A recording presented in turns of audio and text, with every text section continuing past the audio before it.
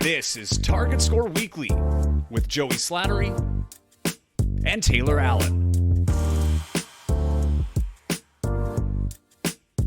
Welcome into Target Score Weekly. I'm Joey Slattery. That is Taylor Allen. Last week we had our end of season show, but this is the season finale for Target Score Weekly. Season 2 about to be in the books, and we thought what better way to celebrate the end of the second season than having the owner of the Sea Bears, David Asper, on the show. He'll be joining us in just a few minutes. And Taylor, this is 20 episodes we did this year, somewhat weekly, but this was a little bit more of a fun one, I think, too, because we had a lot more to talk about in terms of just how the season panned out. This one was a bit of a roller coaster ride this year, but we had no shortage of things to talk about. Yeah, well, when you and I met at Leopold's Tavern on Osborne a year and a half ago to brainstorm the vision for Target Score Weekly, which we didn't even have a name for it at that point. One of the things we did is we came up with a list. I think there's probably 20 or so names we had on that list of guests that we will have on the show. And of course, David Asper, the owner of the team, he was one of the first names we wrote down, but for whatever reason, it didn't happen until now. But hey, we're glad it did. No better way to cap off season 2 than with the owner. And you know, I'm not gonna spoil the episode, but I think one of the highlights of the episode was when he was asked, if the team wasn't going to be the Sea Bears, what was the other vision for the team? What was the plan B for the team or the runner up? And I don't think you guys are going to believe what the answer was. So stay tuned for that. That was a lot of fun. But yeah, David, all around, huge sports guy, loves the city. So yeah, it was great chatting with him for so long. Yeah, and one thing with this show too is just the scheduling of trying to get on a weekly basis a player and things like that, and the season moves so fast.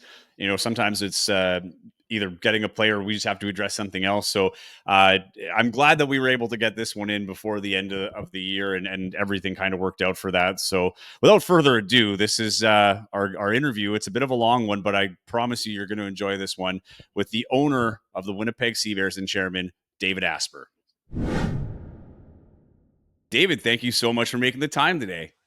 It's great to be here. Finally.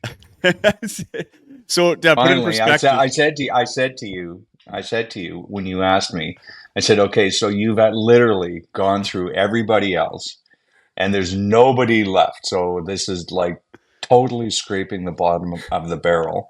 And I said, okay, well, I guess if I have to do this, if you have to do an episode, I'll help. And save the best for last. That's for last, David. Yeah, we were going through a season of warm-ups before we were able to bring you on. But I mean, this has been an incredible journey, though. I mean, I remember when you had the announcement. We were all at Canada Life Center trying to picture what this was going to look like. Having some knowledge of the CEBL, I'm thinking, wow, this is a big commitment, having to play in an NBA-sized arena, seeing places where I think the record beforehand for most fans at a game was somewhere, I think it was like less than 5,000. And I remember thinking, like, this is awesome, but I really wonder how it's going to go. When you take yourself back to that time and doing all the research that you've done and everything else, what was the biggest worry or the biggest optimism that you had going into this? Because that's a big undertaking. Well, okay, let me preface also, because if I don't say this, this is a little non-responsive, but I'm just going to tell you that the number one fan of this podcast is my wife, Ruth Asper. And I just have to tell you how many times when I haven't listened to the latest episode yet, she's confronting me with what you guys are talking about. And I don't have any idea what you've been talking about.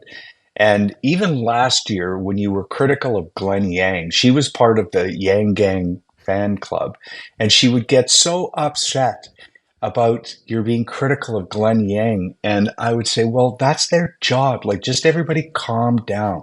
So thank you. And that actually ties in because what you're doing actually helps give us legitimacy. You're two, well-regarded journalists, and you're creating this media platform.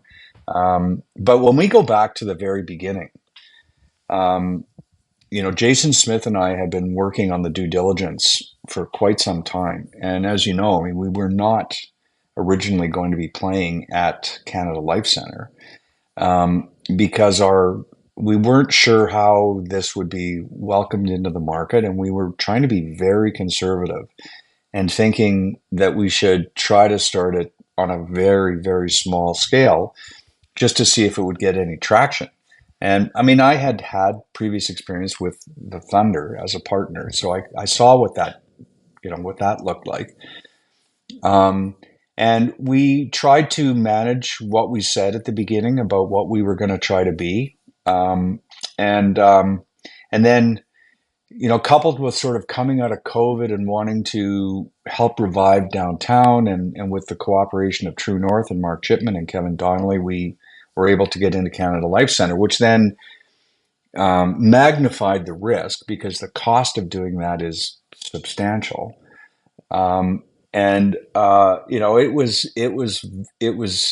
It's like any business person. When you start a business, if you start a store and you stock it with all your inventory and you invest all that money, when you throw open the doors, is anybody going to show up, or a restaurant or whatever, right?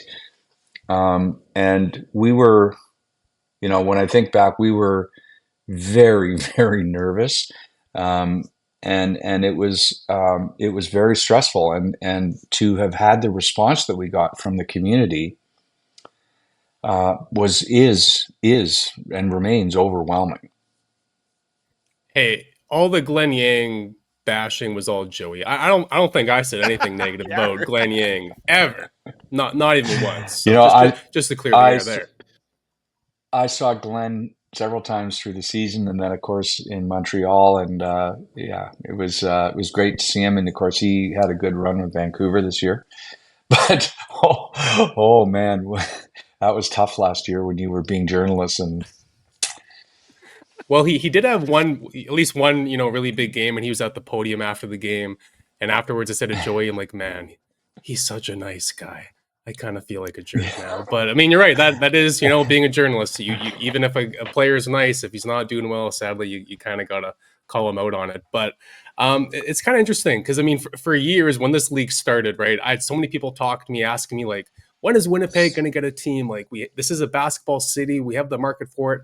Why don't we have a team? And then the obvious, or the big reason why it wasn't happening, was because like the facility, wasn't really there. We don't have a junior hockey team size rink, right?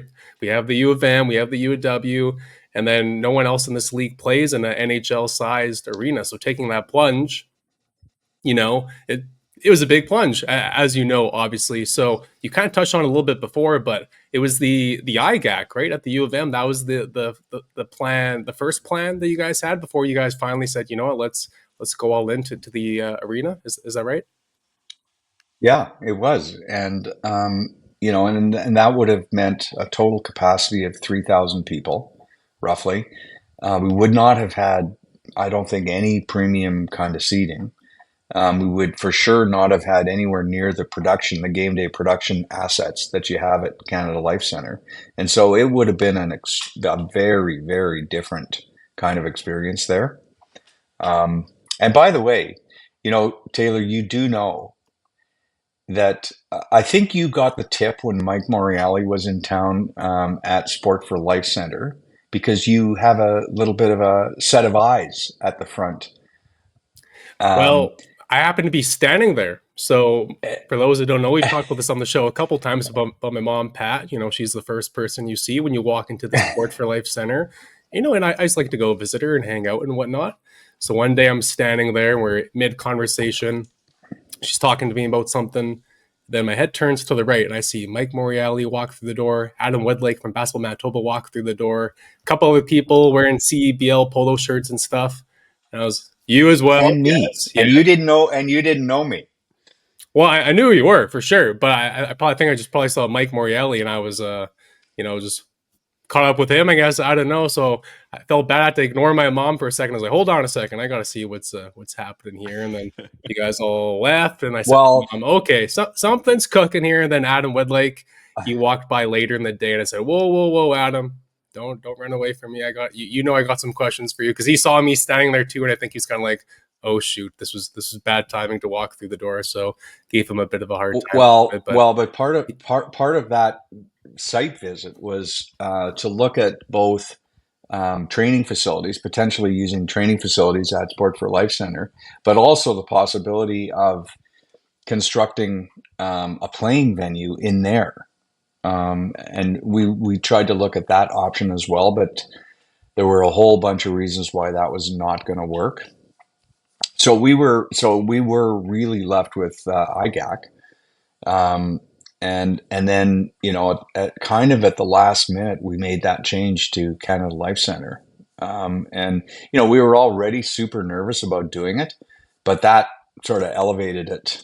Now, on the other hand, it also expanded our vision of what we could make game day look like.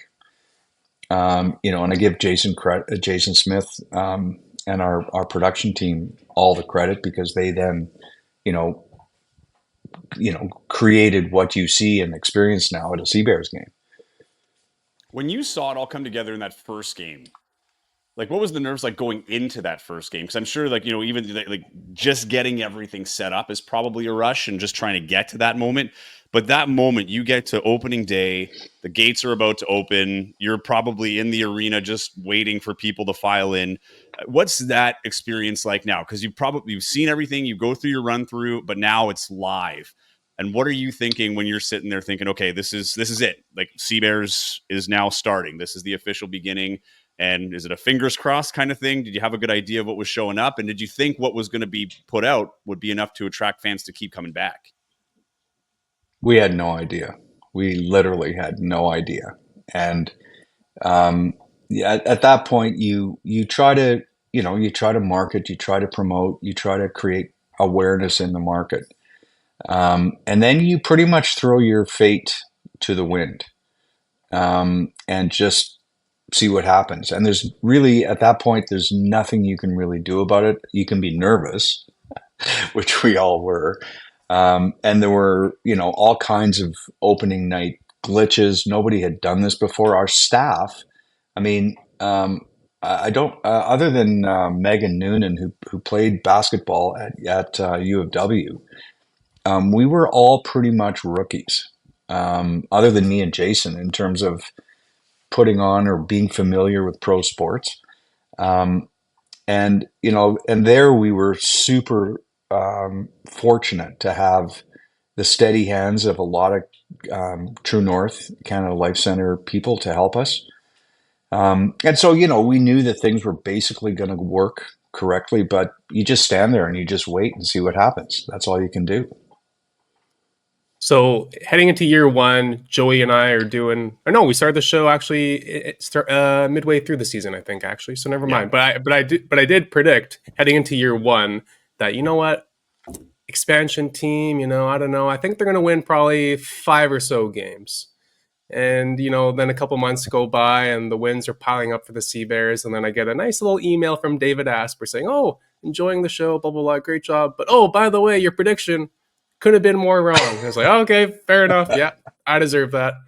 But now, so then year 2 comes. Learn from my mistakes. Okay, this team is looking really good, the way they're putting it together. And I say, on paper, they're going to be the winners. On paper, yes. Yeah, I think I said 15 wins.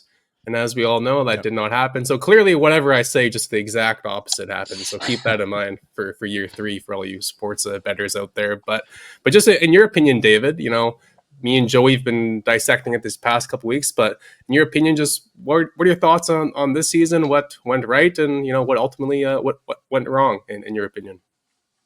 Well, we obviously took a step back. We won 12 last year and we won 9 this year. So that's not the direction you want to be going. As a pro sports as any sports organization. And I feel, to be honest with you, I'm still deflated, because it was really a roller coaster season. We had the streaks, the 4 wins, the 4 losses. We had turmoil with our players. And then at the end, when we had a chance to actually make a move, we lost by, I think, 3 points against Calgary in Calgary. Played a great game, or a way better road game. that could have gotten us a home playoff game potentially. Then we lost a squeaker in Edmonton. And then we lost a squeaker in the playoff game by 2 points in Calgary. Um, and, I mean, it's deflating because you put target score unto itself is a super emotional way to end the game. But then when you're so invested in a particular, in your team, it magnifies losing tight games at the end. And so I think that, and Mike Taylor has, had his year-end meetings with the coaches and the players. And we've started talking about kind of what happened this year. What did we learn? And what do we need to do for next year? And so we kind of have to lick our wounds and rest a little bit because everybody's super burnt out. This season happens at a very rapid pace over a very relatively short period of time. So everybody's super tired. And then we need to be better, and we're growing as an organization. We're refining words or themes that describe our values as an organization. You can't really write the 10 Commandments as an edict. You have to shape what you want to be, and your culture and how you recruit and the kinds of people you bring in with a little bit of experience, and that's what expansion teams do. And so I consider this to be in one way a step forward because what's clear, and you can see it, even though Vancouver had big stars and individual players, and Niagara, even with Khalil Ahmad and some of their individual players, they play team ball. This is a team sport. And I think Mike Taylor would agree, and he's talked about this, about being a team and playing as a team. And that's especially important in a short season where you are going to have natural churn with some of your players who are playing international. And so I think what we saw this year was a year where we had times when we played well as a team and times where we didn't. And so once we get over being deflated and tired, like I say, we're gonna, dust ourselves off, pick ourselves up, and literally we start all over again. How unique is that as a business owner? I mean, a typical business, you might have a bad week, a bad day, a bad month, but you kind of go through it and it's just, an ongoing flow throughout the longevity of the business. But with sports, this one particularly, it's so concentrated into a summer. And then when you're going through this, you got all this plans, all the, throughout the off season, you put together this roster that you're very confident about, but then you start seeing the struggles and it's kind of out of your control in a sense because, you've got the resources in place, but you're kind of sitting there as an owner watching it unfold positively or negatively, but you can't really do anything in the moment to help that. As that position, as the owner, I mean, what is that experience like where you're kind of watching everything unfold so quickly, but also kind of just having to trust other people that, the players will get it done, the coaches, the managers, the front office, but not being able to really do much yourself in the moment? I learned the hard way through my experience, over a very long period of time with the Bombers, that if you want to be in a leadership position in pro sports, you have to come to terms with the fact that that is the reality of pro sports. There's quite often you can't do anything about it as the season is unfolding. I mean, there's certain things you can try. You can switch personnel. Sometimes teams, get rid of coaches or general managers or whatever. I've learned that that's probably not the best thing to do. And so you have to just let it unfold, communicate well with the professionals who are in place to run your sports, your basketball program. And from my perspective, I'm all I can do is I can I can change the socks that I can wear that I wear to the game. I can change the hat that I wear to the game. I can change my clothes. I can try to, you know, uh, deal with my superstitions, but you've got to be comfortable with that's the nature of pro sports. Took me a long time. Took me a very long time, especially with the Bombers, to understand that. And now I'm quite at peace with that reality. Well, speaking of change, I mean, last year I think Teddy Allen could have ran for mayor and he probably would have won. And then this year, you know, his tenure in Winnipeg comes to a screeching halt. Obviously, you know, we're not trying to dig through the weeds or whatever, but just what was it like for you, David? Obviously, you knew him as a person, you know, and whatnot. He spoke highly of you and whatnot. So just what was it like for you at that time, seeing how that his tenure here didn't end the way that, you know, everyone with the team wanted it to see it end? Obviously, It was terrible, and I wrote to Teddy. I told him I tried to talk with Teddy before it became fully unraveled, and I thought we had a good conversation. Um, and I told him afterwards, that I loved him, and I do. I think he did amazing things for our organization to help us launch. He did great things in the community, but Teddy uh, Teddy had a challenging life, and it's difficult for him now as an adult to manage, things, adversity particularly, because he didn't get life skills, and so my heart, wants to reach out and hug him and help him. At the same time, we're a professional sports organization, and we have to be committed to a way of doing things, that sometimes leads you into having to make tough decisions about individuals. And one of the things I wanted to make sure that we as an organization were going to be prepared to live with was making those tough decisions according to the values of who and what we are. And Mike, but Mike was obviously at the forefront of all of those discussions. And at the end of the day, it was a big decision. And so, I got brought into some of those discussions, and I'm actually glad. I'm sad that we lost Teddy and it didn't work out, but I'm glad that as an organization, we had the wherewithal and the spine to say, this is who we are, and this is just not going to work. And so we're going to move on. And I think that will stand us in good stead over the long term. Well, and the one thing that I noticed with that is when that decision came down to me, that was really where I understood the passion of the Sea Bears is not only a novelty, if that makes sense, like the new team in town. It seemed with Teddy Allen, he was able to help develop that fan base where you had that star to build around. And I am a believer in terms of having that star player to build around does help, sell tickets and get people connected to your team. In that same breath, you have that there are people that were really upset with it, right? Not knowing everything about it. It was kind of a shock, and you're losing the star player who was hanging on the side of Canada Life Center. But on the same breath that they still came to those games, right? And then they go on a win streak. But this year, despite the challenges, really it was on the road where it was really hard. But there were some very entertaining games here. And then you set the record last year only to beat it this year with 86 plus thousand fans throughout the season coming to 10 games.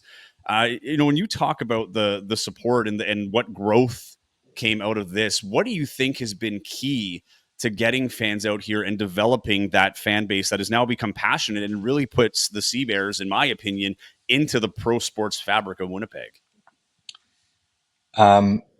Well, the first thing I'll say is that if you recall the game against Sask, where we beat them toward the end of the season, how the fans welcomed Teddy back every single time, like right through to the end of the game. This was not like when Line A comes back with Columbus and the Jets they boo him for half the game. Every single time he touched the ball, the fans booed him. which which I think he kind of enjoyed actually. Um, but so to your point though, we have, I would say, probably two categories of people who come to our games. There are the people who are increasingly becoming serious fans of the team and of the sport.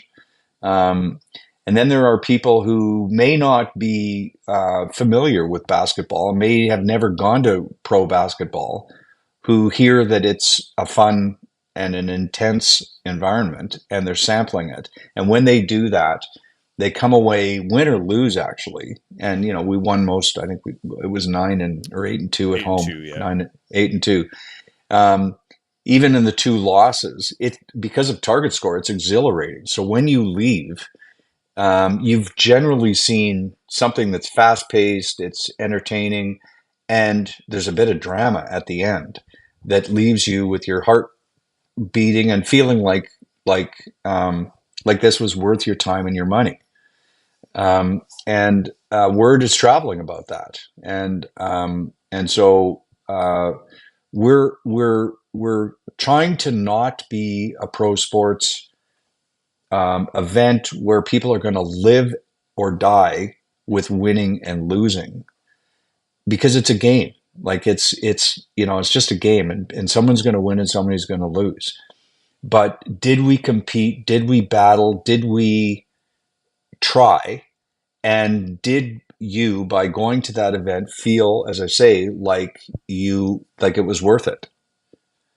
And then we follow through with customer service. And what's happening is, yes, large numbers of people, large unanticipated numbers of people are saying, yeah, that's a good thing, and we're still humbled and grateful. And I'm about to, as part of what I do at the end of the season, I start writing thank you notes to people with a personal touch, and I try to, all of our staff try to be accessible to our fans and everywhere.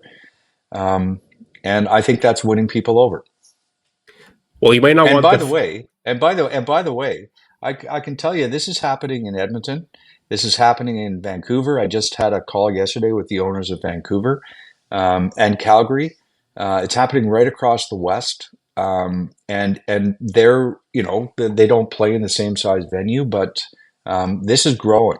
And this is the same thing is happening in other markets. Well, you might not want the fans to live and die with every Sea Bears result, but for you as the owner, I mean, when my fantasy football team loses, David, I mean, that's the team that I own. I'm miserable, right, for a week. So for you, an actual team, we actually know the people on the team. When they lose, like, take us through that night or the next 24 hours. Like, are you not an enjoyable person to be around after a tough Sea Bears loss, or how do you kind of ride the roller coaster of the season, I guess? No, again, I had to learn this the hard way. I mean, I was involved with the Bombers starting in the mid '80s and right through the mid 2000s, and I spent my life, including the Jets, for a long time, really living or dying with the success or failure of the team emotionally. And it actually boiled over. I had a little famous episode where I actually had a midbrain seizure, um, where the loss was so I internalized it so badly, um, and I actually had to have a counselor tell me, look, you've got to find a different way. You've got to figure out a different way to manage this. It's okay to be all in, but you've got to regulate wins and losses. Like like it's not the end of the world.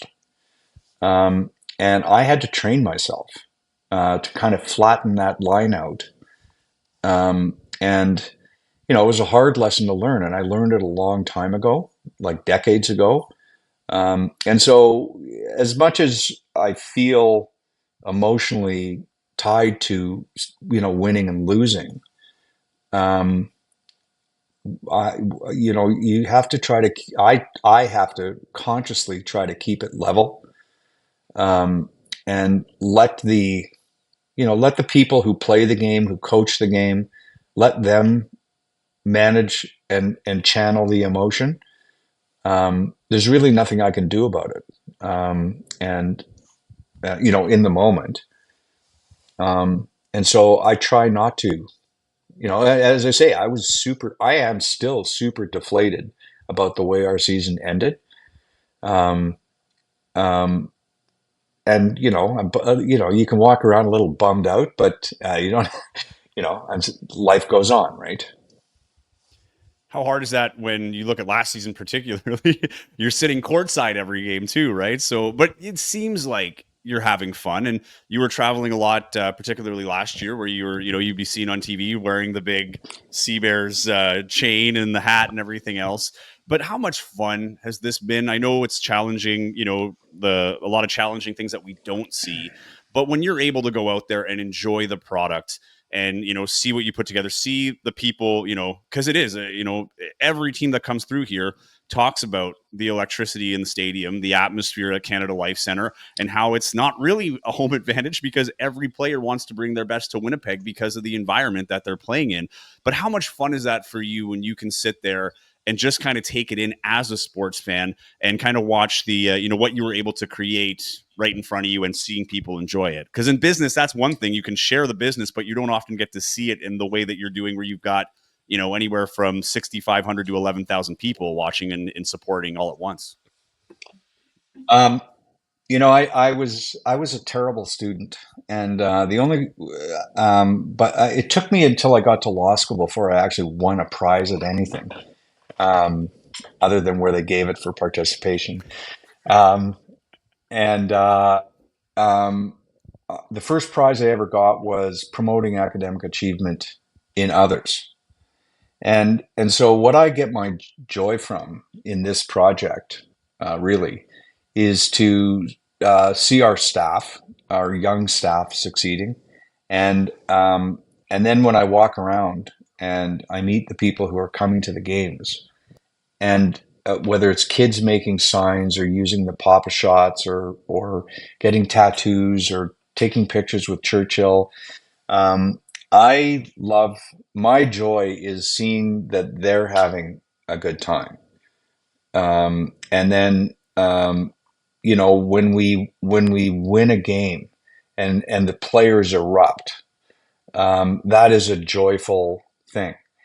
Um, and so I don't, my joy is actually in others succeeding. And I think I've been like that for a long time, um, and this has been very fulfilling. Actually, it's seeing that, because a lot of people are enjoying themselves, and as I say, finding that it's worth their time and their money to be doing this. This is going to sound like a job interview question, but where do you see the Sea Bears 5 years from now? I think, the first year you guys just needed to focus on the present, obviously, but now 2 years in, clearly this is working. I mean, you go for a drive anywhere in Winnipeg, chances are you'll see someone walking down the street wearing a Sea Bears hat, Sea Bears shirt, leading the league in attendance 2 years in a row. So I mean, I'm sure you're not going to rest on your laurels. So 5 years from now, like, how do you make this thing even bigger? Like, what's kind of the vision, I guess? Well, this year was another year toward us finding out what's normal and what is sort of going to be our normal and sustainable. And I think we're already seeing signs of further growth as we go into our third year. But it's obviously not unlimited growth, in terms of our game day and our attendance and all that kind of stuff. Where there is massive opportunity for growth clearly is in community programs. I was looking at, somebody was sending me pictures last night from the Mayfair Court project that we did, and the courts were absolutely packed with full games going on. And I know that St. John's, which we did last year, is also very active. And I think that we're helping promote the growth of the sport of basketball in Manitoba and the participation rate. And so it depends when you say, where are we going to be in 5 years? I think we're going to achieve some sort of quote unquote normal for what is our attendance and sort of what does that look like. I think we're going to work hard to have a team identity that we can sustain and maintain so that people know what to expect and the kinds of players who will play within that team identity. And then, I think that our role in the community and the community impact that we're having is actually unlimited, and that's where I think we can continue to make big strides. That Mayfair project. So I drive by that quite regularly at different hours of the day on my route home, and it is slam. My wife and I were just talking about that actually not too long ago, that there's always games. At one point there was a tournament or something the other day. It looked like there'd be like 100 people there. I don't know what was going on, but I'm driving by renovation to that place. I never really saw, maybe a person here or there, but it has been, I didn't expect that to see that many people enjoying it. And it has been really cool to see. And it looks awesome. It just spruced up that area, where you just had basically some cracked concrete and whatever, maybe a tennis net and some hoops. Now you've got that whole design. The artist did a wonderful job. That was awesome to see. I really enjoy seeing that. Well, that partnership with Buckets and Borders is key, and we're going to be doing more, and we're going to be expanding that program, and there will be legacy projects coming out of championship weekend. And it's sort of one of the things that we didn't really fully anticipate was the community impact piece of this. And it's, when we talk about bringing joy again, or sort of what do I get out of this, the fact that we can try to do well as a business and do good in the community is really a virtuous circle for me and for Jason and for our whole organization. Mayfair is a great example of that. Great segue, because that's where I wanted to go next. Obviously, a huge season next year with Championship Weekend 25 coming to Winnipeg. It's been highly touted already. It was the earliest announcement for a championship weekend host city, like earlier this year before the season started. And there's been already some hype around this event, and it's now a year away. What are some of those, I guess, challenges, excitement coming into next year? What are some of the important pillars, I guess, that you have to establish next year? Just knowing that not only do you have an expanded season, going from 20 to 24 games, but then you're hosting Canada West Weekend, which will be a little later in the summer, I assume, just because of the with the added games. But what are some of the important things that have to be focused on this year, just with it being so unique? Well, it puts a significant additional obligation on the organization, because we want to do a better season, regular season for our team and our fans next year, just generally. And then on top of that, we have to plan an entire championship weekend, and we want to make this a championship weekend that will knock it out of the park for Winnipeggers and Manitobans, and all of Canada. And we've got some things planned that I think will, if they're successful, we'll do that. But it's going to take a ton of work. And on top of all the work that we have to do just to put on the season. So, it's going to be a bit of a challenging year, but we're up for it. Jason Smith's got a ton of experience, and I've said it many times. I was co-chair of the 2015 Grey Cup, and we hired Jason as the CEO of that Grey Cup festival. And I think I'm biased, but I think it was the best Grey Cup festival that has ever been staged. The most inclusive, the most local. I don't know if you remember that, but in other cities where they bring the Grey Cup in on a helicopter or all that, we loaded it up on a Red River ox cart at the lower Fort Garry gate, and we had Chief Dennis Meaches from Dakota Teepee on horseback in his regalia, leading a group of historical-looking Winnipeg figures, Métis and Scottish settlers and all that, down Broadway, and made it a really unique local thing. And I think you're going to see a lot of that kind of creativity around the excitement of hosting a national basketball championship. And I'm really excited. I think people are going to be. I think people are again going to find that it's worth doing and worth participating in it. And of course, Winnipeg, because of the playoff structure, will play in the semifinal on the Friday night.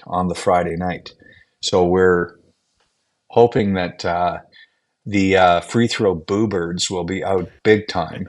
Because that will be probably a pretty exciting game. I have to say that was probably one of the best Instagram posts I've seen in a while from a team, where they posted every individual's like season stats at the foul line and how cool. they perform in Winnipeg. I thought that was brilliant. So hats off to whoever came up with that one. Well, we stole it from the Bombers with their illegal procedure. Defense likes it loud, right? That's awesome. I'm excited. I know a lot of people are curious as to see what it's going to look like. I know it's going to be a lot different from what we've seen in the past, and I'm really excited to see what that festival is, because I know it's cool. I don't know. I know people have differences with Canada or with the championship weekend, and we'll move on to target time in just a second. But the thing I like about it, David, is that it does put a crowning jewel on the CEBL, an event that you can sell. Tough part is in the last 2 seasons, particularly, you saw the host city not perform very well and still get in. And so therefore one deserving team is left on the outside looking in. Well, and last year in Vancouver, which was at the bottom of the West, nearly beat Calgary, and Montreal nearly beat Niagara this year. Yeah. It's like, that's the thing. It's one game, right? If you can win it. Yeah. The one thing I would like to see, I don't want to do away with championship weekend. I know that'll be a discussion down the road for the league and how they go about it. But I would love to see more emphasis because like you said, it's the semifinal for the league. But I would love to see an emphasis on the conference final, where if you're the host team, you get to host that and you actually win something, like in the NBA, right? If you win the conference, there's a mini celebration before you go to the next one, just like the NHL, just like the NFL. I would love to see that, where it's as opposed to a weekend. And I know it's not the Grey Cup and the CFL is different, but I would love to see it around the one event where it's like, we're going to have that whole thing, the awards, the celebrity all-star game, whatever, and then have the big championship game that everybody's there. I know it'll take some time for the league to get there, but I would love to see a conference championship where the host team, if they win, can celebrate with their fans, or the fans experience that loss of a championship game. I was trying to console one of the owners of Vancouver by reminding him he's the Western Conference champ. Mm-hmm. No. Well, did you feel well, as a Bombers fan, David? Did you feel good about the back-to-back Grey Cup losses with them being Western Division champions? No, probably not. So yeah, no. But at least there you go. At least you get to watch those, like the conference championship at home, right? So it doesn't matter, because the hard part with the Grey Cup is you got to go somewhere else more often than not. Rarely do you see the host team in the Grey Cup.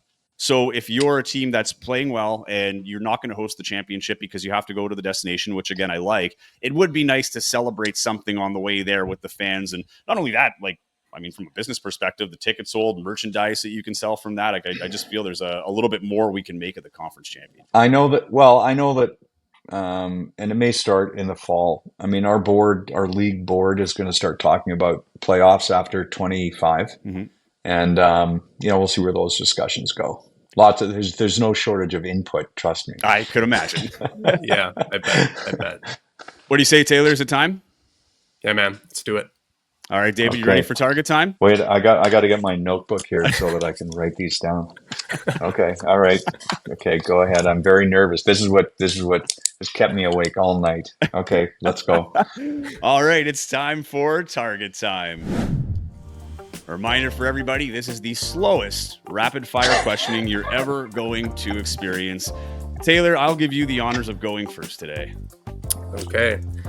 David, deal or no deal? The Winnipeg Sea Bears win the 2025 CEBL Championship, but the Saskatchewan Roughriders this year win the Grey Cup.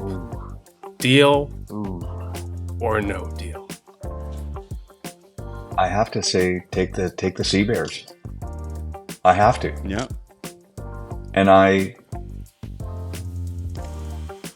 man. You know, are you wearing your worked in Bombers Hall of Saskatchewan. Fame ring right now? Yeah, Right there you go. There you go. You know, when I worked in Saskatchewan, and they used to have a legendary guy named Tom Shepard who led all the community fundraising efforts. And I was working for our TV station in Regina, running our 2 stations in Regina and Saskatoon. Literally within a day, Shepard shows up he was a real estate developer and a big advertiser.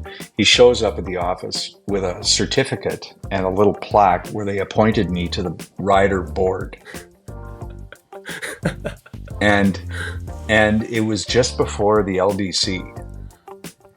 And I your question reminds me of that moment. It's very triggering, and I'm very puckered right now. But I'm gonna go with Sea Bears win.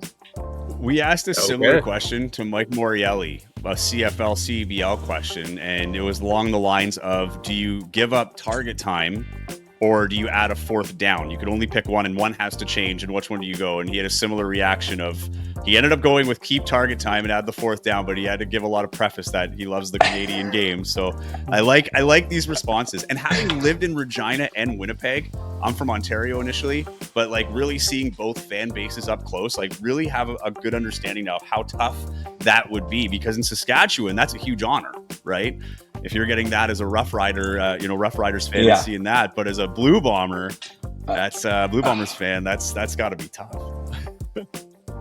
Oh, you have no idea how hard it was going to that Labor Day Classic game. And then and then my youngest son, Max, was born in Regina. Oh no. So it's very complicated. I've actually heard Max in action say that he's from Regina, but then very quickly say that he's a Bombers fan. So I've seen that in action. That's a tough one, being from a Winnipeg family, but the one Asper born in Regina, right? So that's the I see. If I were a brother, I'd be picking on that totally. I'd be like, his brother does. His brother does. I can imagine. Let's stick with the Bombers then. Which Blue Bomber would you like to see dress for the Sea Bears? Oh, that's pretty easy. Well, I got to tell you, the Willie Jefferson episode. Anybody who's listening to this needs to go and listen to the Willie Jefferson episode, because it was a great episode, and he dissed Stanley so badly. I actually told Stan. So did I. That he better listen to it. Okay, but a little game within the game story. So Stan was sitting on the baseline seats courtside in year 1, and Nick Ward was making his presence felt very clearly on the court, and there got to be a little bit of chirping from those baseline seats involving Nick Ward, and Nick actually won the chirp battle and then slammed the ball down. And I would like to see Stan playing the post for us with a little Nick Ward matchup. There it is. There's that interior presence that Mike Taylor was talking about that at the postseason conference. We just got to get Stanley over to the Sea Bears. Let's see if we can make that happen. That's awesome. Well, a couple days after we had that chat with Willie, Stanley was in town. He did a press conference, and on that episode, for those that don't know, Willie said Stanley would be the worst basketball player on him and Shane Gauthier, good French Canadian boy. So we finished the presser with Stan. He's walking off, and I was like, "Oh, Stan, by the way, I got to tell you something." I was talking hoops with Willie the other day. He said you'd be the worst basketball player on the team. And he actually seemed hurt. He's like really? Like, why did he say me? And I was like, well, he said it's because you're a little older, I guess. But yeah, he's like, man, what the hell? So he stormed off. So I'm sure he gave Willie a hard time for it the next time he saw it. But yeah, I like that pick. I'm sure Stan has some moves in the post. So good pick. Yeah. Oh, I don't need him to have a lot of moves. I need him to have happy feet a little bit and set a good screen and have a good blocking arm. Yeah. There you go. David, who is your owner inspiration? I mean, you look at the NBA especially, there's so many colorful characters, the owners, the Steve Ballmers, the Mark Cuban. So which one of those owners, whether it's a NBA person or a different sport, who's maybe your pro sports owner inspiration, or even just favorite owner? I think it's probably an amalgam of I don't know that there's one individual. I do like the way Cuban has always been accessible, and even if highly opinionated, and sometimes he meddles, I guess, a little bit periodically, but people can talk to him and he listens to people, and so that is important to me. If you go to any pro sports organization, whether it's, you can look at the Rooney family in Pittsburgh for the Steelers. You can look at the Kraft organization with the Patriots, the 49ers organization. Look at, the leading NBA organizations. They stand for something. They're definable, and they try to be consistent, and their owners try to live those values. And so one way or another, I probably cherry pick things from a group of people and a group of owners. And as I say, I've made probably every mistake that anybody in a sports leadership position can make. So I do learn from my mistakes, I hope. So I don't think I would point to any one inspiration there. Okay, so sticking with the ownership thing then, what is the most, so you've been with the Bombers, you have some background even in basketball with the Thunder, but now as the owning and operating the Sea Bears, what is the most unexpected element, whether that be fun or challenging, that comes with operating and owning a basketball team, particularly in Winnipeg? Well, let's just be clear, I do not operate it. I am self-aware enough to know that somebody else needs to be doing that, because I will mess it up for sure. And there were periods last summer where Jason Smith had medical issues, and I did have to step in. And I think the staff may not have the fondest memory of me stepping in, but it was all hands on deck. The most unexpected thing, I'm overwhelmed. I've said it already in this conversation. I'm overwhelmed by the goodwill and the peace and love and reaction of this community toward what we're doing. That was very, very unexpected. And even when we're making a mistake, the fact that we own it and we talk to people and we, try to make it better. I'm just overwhelmed at how people embrace us. I did not expect that. Well, especially when you look at the two teams before, right? You had the Cyclones and the Thunder, years and years ago, and for different reasons had, 10 years that had to end. So I'm sure there was a lot of doubt there too, just in terms of, this is twice before it didn't work out. So it is a big risk, but I have to say I was shocked. I mean, I knew it would be well received, but I think it was the first game for sure. But for me, it was that playoff game when you hit the 5 digits in fans, like getting to 10 and opening the upper deck. That was something that I would hope you would get to, but I didn't know if it would happen in year one, even at a playoff game. So it's that's been kind of cool to see too. Well, I've told the story about that game, or I think it was the game before, actually. The game before, I think, was against Edmonton and would have clinched, I think, first place, if I recall correctly. And our game day production people went and got a confetti cannon. And I said, well, not sure about that confetti cannon because, we could lose the game. And if we lose the game, what then? And it was an interesting conversation because it included all of our, or many of our game day volunteers and some of the Canada Life Center staff.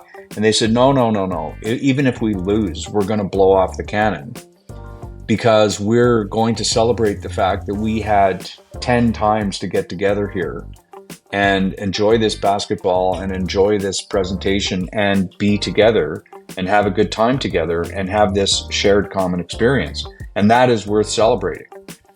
And I had to do a bit of a double take on that. And you know what?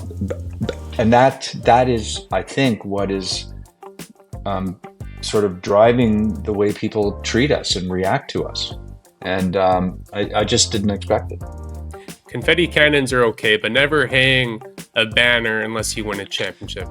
The Colts to this day still get roasted for having that AFC finalist banner. So as long as you don't do something like that, David, shoot away with the confetti. I think it'll be okay. Okay. But but when you first announced the arrival of pro basketball returning to Winnipeg, you told the story of how you came up with the team name, the Sea Bears and whatnot.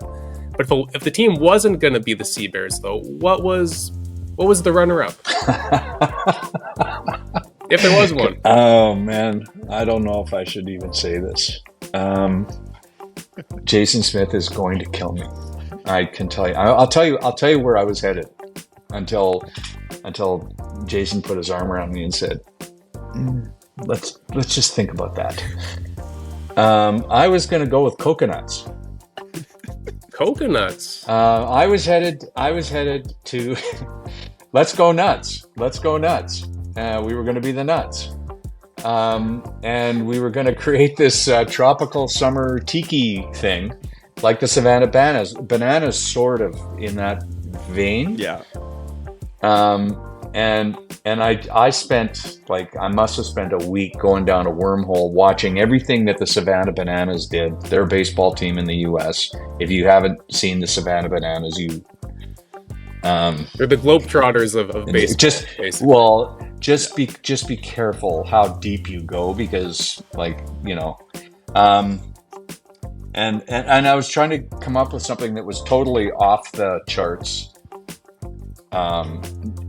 Not Winnipeg. And thankfully we didn't do that.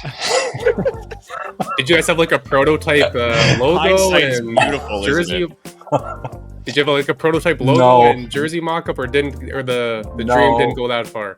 No, it was just in my twisted brain. And then Jason and a couple of others, my wife, said, that's a really bad idea. The idea might be a little coconuts. Yeah. That's just a really bad idea. And maybe you should just go back to the drawing board. And then I've told the story, total fluke. Literally almost a year ago to the day we're recording this, I'm standing at the zoo in the tunnel under where the bears swim. And I start taking pictures with my camera. And this bear, the bear head logo that you see, I've got that photo on my phone where the bear just swam right up to my face in the glass, and I took the picture. And I said, ooh, and the colors, the colors of the water were actually the colors of what we are. So I got lucky because coconuts might not have worked. I would love to see that picture. That's really interesting. The thing I like about the logo kind of reminds me of when Memphis, the Grizzlies rebranded to that bear face. It's just very clean. I do appreciate that. The coconuts, because I get Savannah Bananas. There's some alliteration there. You've got the Saskatoon berries, which is an actual fruit, right? Winnipeg coconuts, though, that's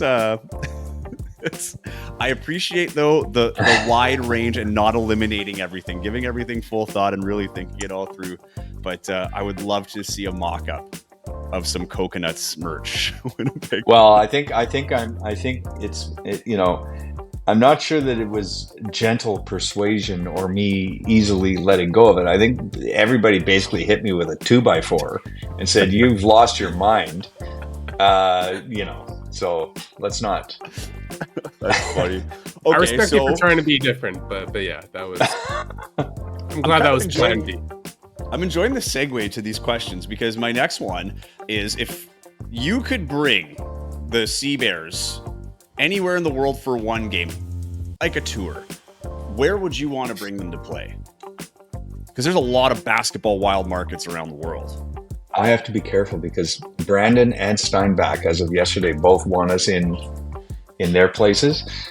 Preseason games would be great there, but we don't really have a preseason.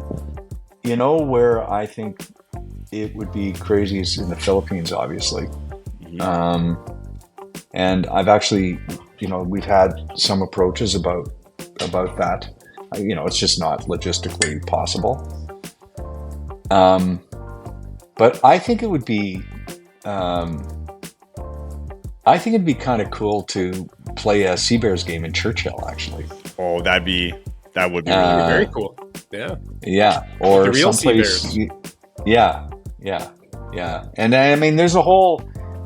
We haven't done it yet, but when we landed on Ursus maritimus, which is Latin for sea bear, we actually thought about building a storyline around the animal and the habitat and conservation and all that. And I believe that's valuable. I think there's education value. I think it deepens our brand. So it'd be cool to go and do it up north, somewhere north of the Arctic Circle where the bears live. That would be really cool. I was not expecting that. That'd be a really cool place to see a basketball game, like the Sea Bears particularly. Got to make an outdoor court though, like by the bay.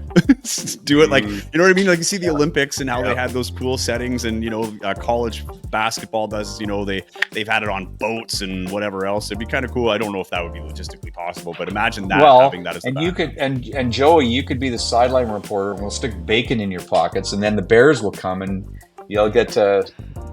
That's starting to remind me idea now. A lot, actually. Get out of here, Taylor. Have you seen Semi-Pro, the Will Ferrell movie? That now I'm seeing myself wrestling a bear and yelling Spumoni. Yeah. Well, Chad's dad often shows up as Jackie Moon. Yes, love that.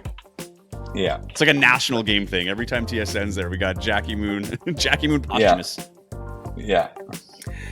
Going in a much different direction. We all know you're a huge sports fan, David, but do you have a favorite wrestler of all time? Oh, absolutely. Crusher. The Crusher, not the Bruiser. This is before your. This is before your time. The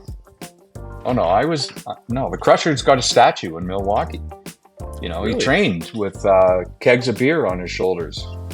And that's how and Crusher's big nemesis was Mad Dog Vachon. And so when I was growing up, my little brother, he always had to be Mad Dog so that the bigger brother could be Crusher and, lay him out. And then many years later, I was a camera operator at CKND TV, which is now Global in Winnipeg. And I would go and do the wrestling interviews at a local hotel after they would do the, And that's like prime kayfabe, so you're getting them like in character too, I imagine. Oh, fully in character. What was your best interview or most memorable one? Well, Crusher had lost the night before to Mad Dog, and they wheeled him into the room for the interview on a gurney with an IV and a very this was it's not appropriate now, but a very attractive, scantily clad nurse tending to Crusher, and Crusher was all worried about his girlfriend Dolly, I think. It was an epic That's incredible. But I used to go. I convinced the Manitoban when I was in university at the U of M. I convinced the Manitoban that they should have a wrestling reporter, and it should be me. And I used to go and write wrestling stories for the Manitoban, which absolutely drove the academics and all the smarty pants people at university crazy. Well, that's they should bring it back. There's the local free wrestling press. ring. Yeah, well, whenever I pitch a wrestling story to the free press, that's the same reaction I get. It drives everyone crazy. Yeah. But I still do. I still do anyways. I had not watched wrestling since I was a kid.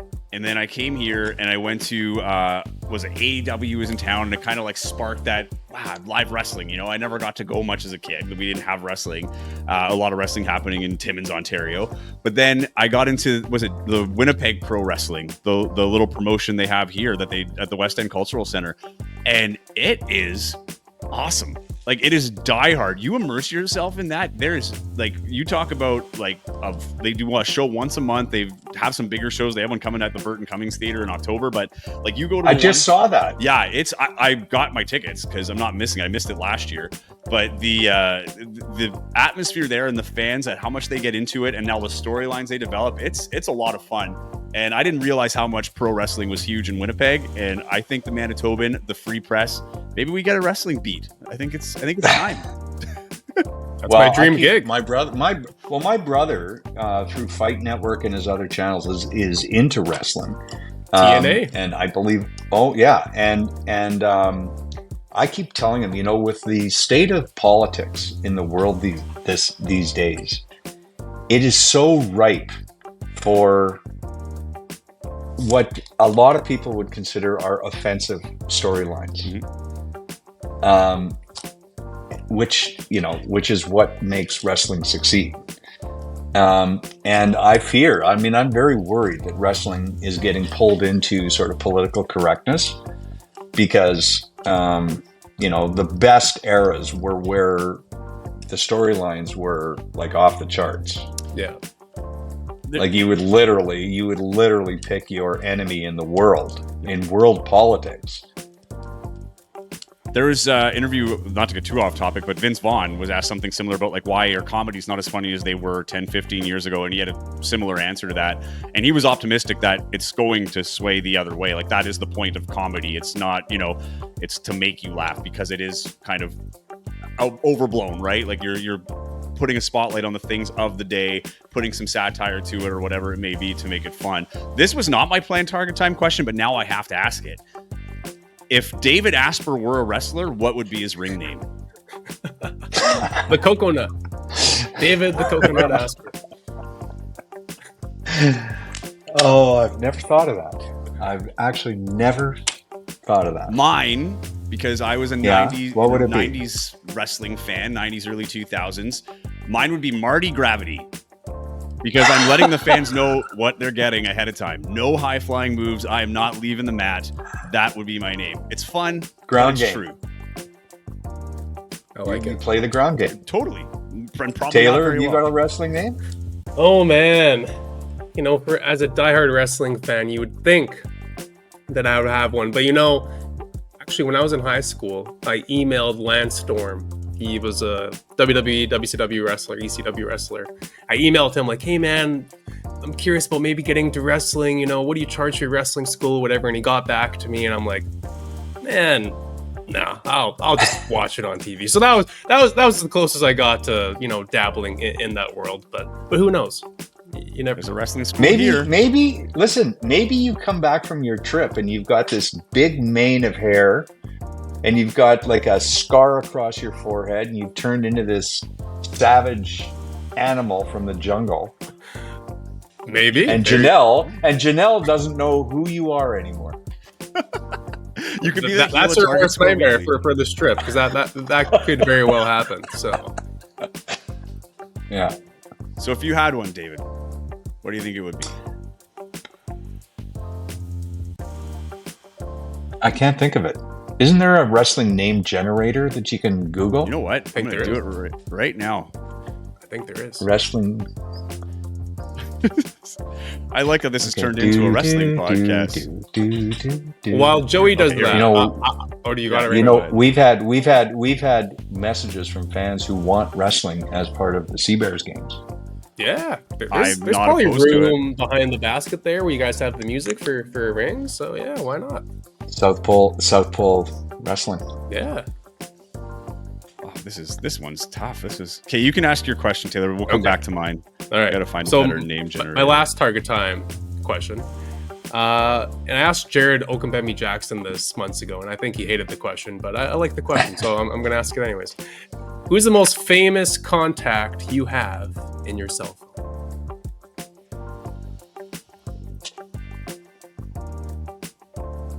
I'd have to check. At one time, I had Prince Edward. Prince Edward? Yeah. His wife actually was working with us when I was working in England. And I had both of their contacts in my phone. Okay, that's and good. Joey, by the way, Joey finally sent me his cell phone number, so I've got him in there now. No, I said most famous, not least famous. So ouch, yeah. Ouch, too.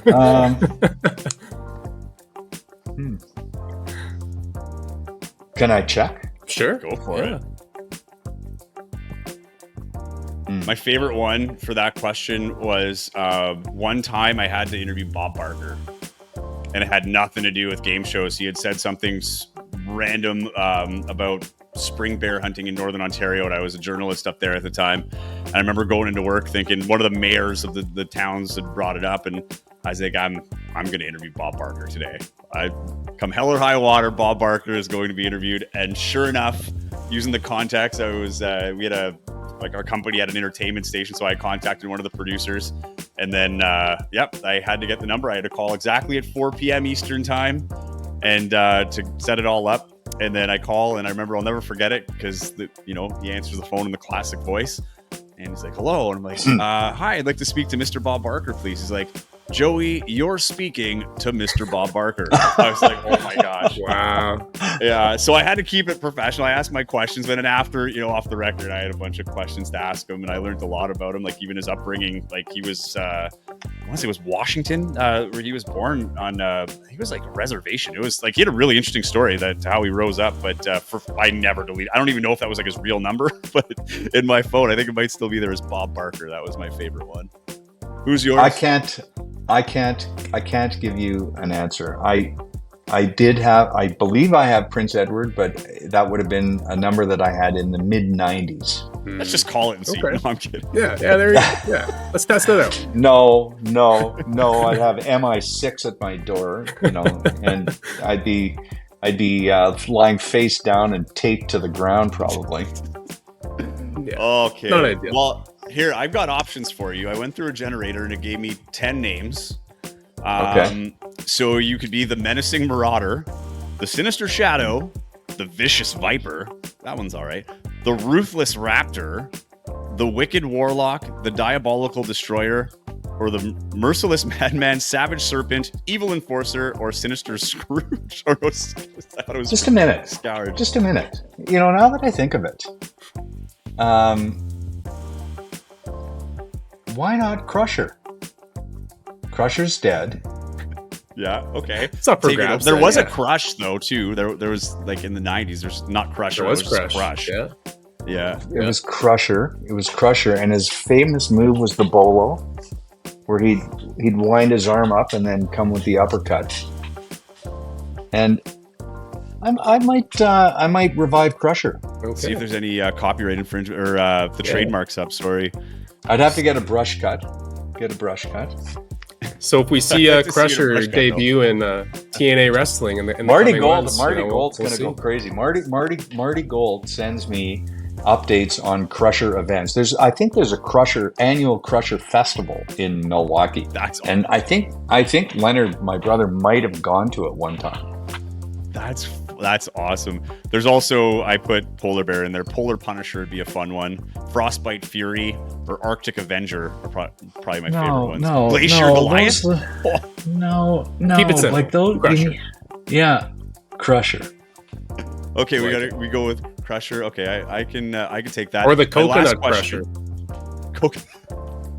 There you go. Combine them. He's never gonna live it down now. Boom. He's never gonna live it down. Okay, my last question. Who is someone you would like to sit courtside with for a Sea Bears game? Could be anybody, alive, dead. You know what? It's I'm just finishing the master class with Coach K, and I love sitting with people like that. I mean, even watching a game with Mike Taylor, because I don't really understand the sport. And it's very different when you sit with a coach versus a player. So when who would I like to sit with? You know, is it a player? Is it a coach?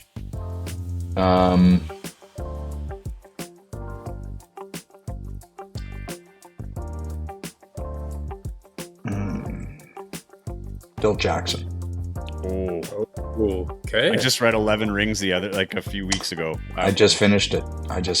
Yeah, that's a great answer. From North Dakota. Yes. Right? Yes, I had a high school teacher that went to university with him. She was on the track team, and she's like, they were casual friends, I guess, but that was like at the, in the 2000s, he was coaching the Lakers at the time. Like, she became the coolest teacher immediately. I was like, I would lead every conversation with that. I know Phil Jackson. Yeah, he'd be It'd be neat. It'd be interesting. Yeah. Oh, that'd be good. Well, that wraps up Target Time. So, David, thank you so much for doing that. You sweated out with us. We got your wrestling name. Have you ever seen that?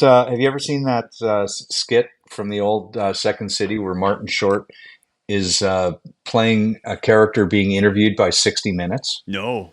And they've got somebody playing the old school, like Morley Safer or those original 60 Minutes journalists.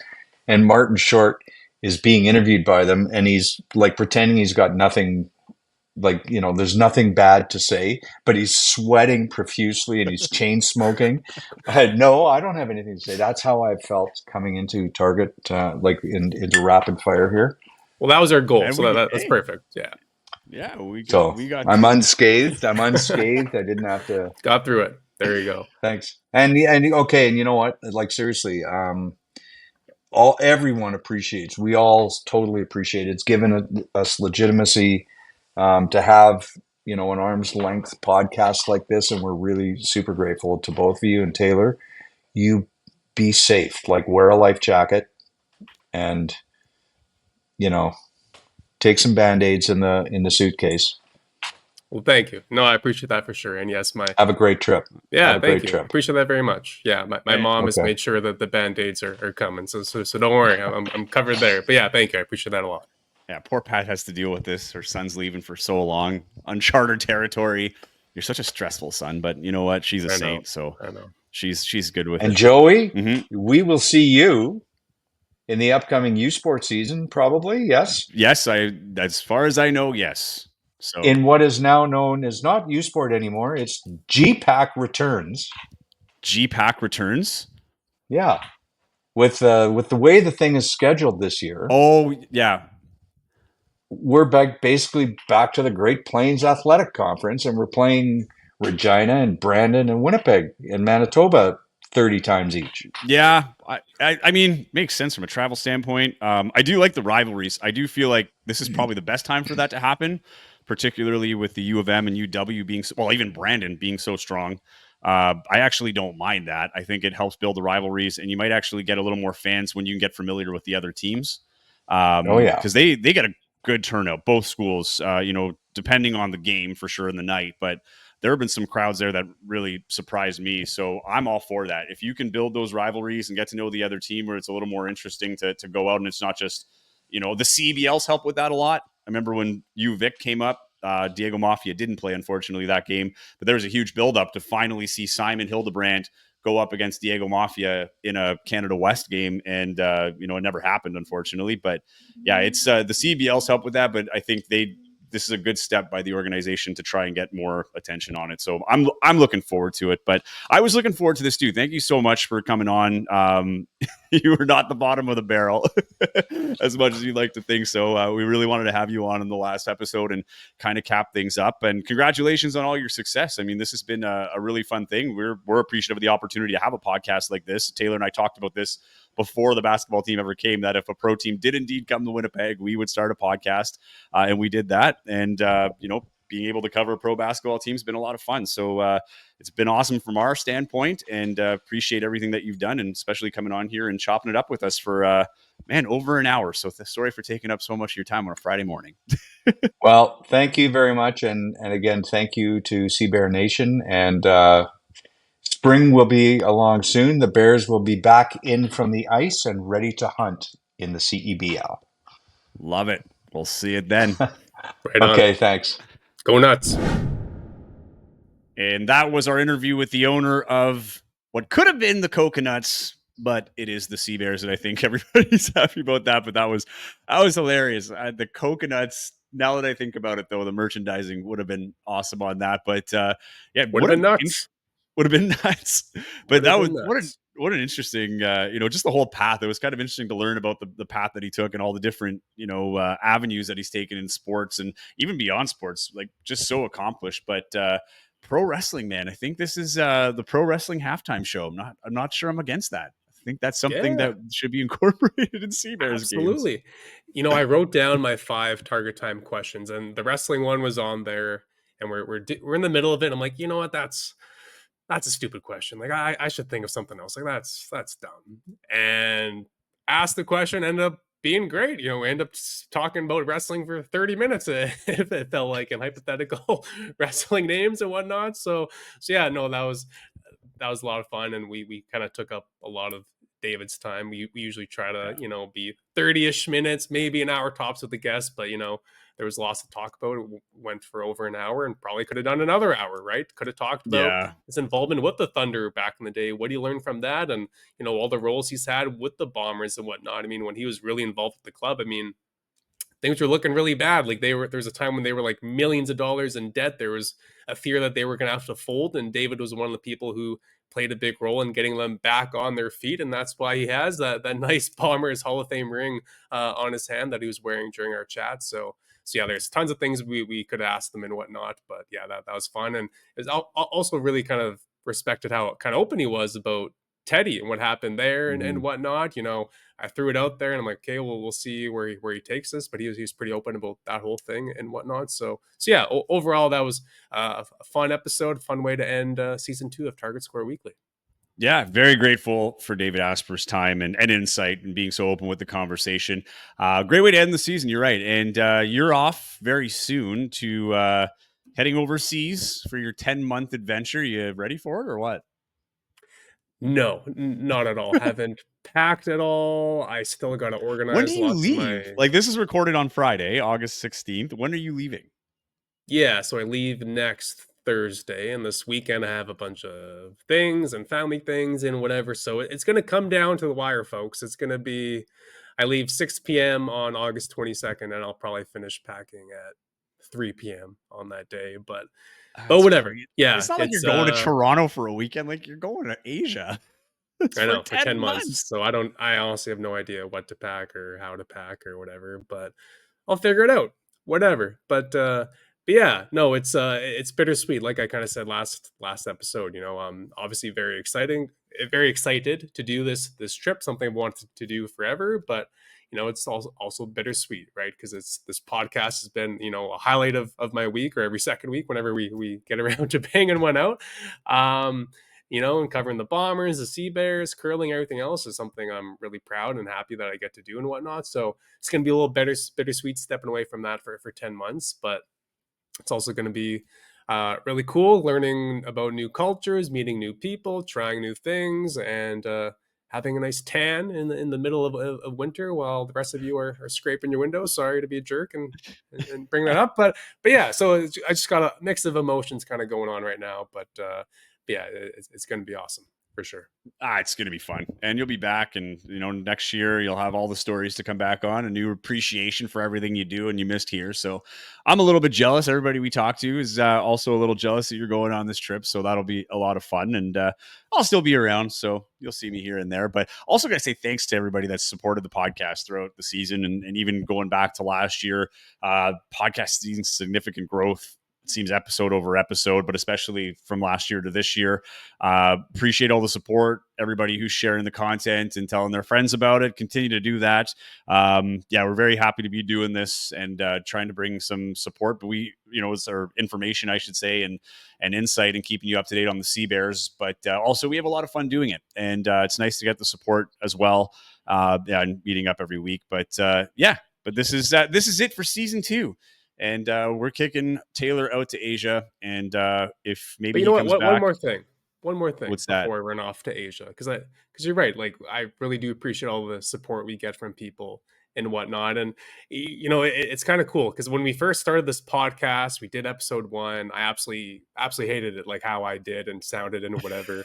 And within the first couple of weeks, I was like, man, if Joey texts me right now saying, you know what, let's not do this, I would have been all over it, right? Like, my anxiety was through the roof, and whatever. But just if anyone could take something from this, it's just like, if there's something that you're passionate about and you want to do a podcast on it, or a blog or whatever, or YouTube thing, whatever, just do it and like ride that wave of emotion, like get through those first couple of weeks or months, even year, when maybe you're having doubts and whatever, and just do it. So Joey, I'm really thankful that you weren't a wuss about it the first couple of weeks, like I was, and kept pushing me into whatever, because this has been so much fun, and it's super cool when people reach out to us on social media, or we see people at a Sea Bears game and whatever, and that's this has been awesome. So 2 years down, hopefully many more to go, and fun way to end season 2. But onwards and upwards, and season 3 will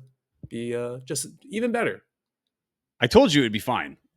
And when we started this whole thing, and see, it's all rewarding. And now we're going to have a huge Asian contingent as you go out on your sabbatical, which is really your way to grow the show and Sea Bears fandom in Asia. A work trip. And so, it's a work trip. So, I'm looking forward to seeing the boost next season in our geographical numbers. But no, it's been a lot of fun. And I feel like this year, it's more in our wheelhouse. It felt like less experimentation in terms of how we were going to do this as year 1. Still some changes. You probably notice, if you notice episode through episode, we'd add things here and there, but the draft being one that was a lot of fun too this year. Target time. I won the last one, by the way. I won the last. Yeah, draft. I was surprised you didn't bring that up last episode, but we are 1-1. So we go out on a tie. But and as always, reach out to us, right? We have the Instagram now for Target Score Weekly at Target Score Winnipeg, or at Target Score WPG is the handle. Target Score Podcast at gmail.com. If you want to email us, Taylor is at Taylor Allen 31 on socials. I'm at Joey Slattery TV. Hit us up. Love talking ball. Love talking Sea Bears and CBL and basketball in general. So love to hear from you. If you have feedback, support, ideas, love to hear them all. But thank you for being along the ride. Taylor, have fun in Asia. We'll see you next year. Thanks, man. Take care, guys. Thank you for listening to the Target Score Weekly podcast. To stay up to date with Winnipeg Sea Bears and CBL news, as well as future episode releases, follow Joey and Taylor on Twitter and Instagram at Taylor Allen 31 and at Joey Slattery TV. And wherever you're getting the podcast, be sure to subscribe to never miss an episode.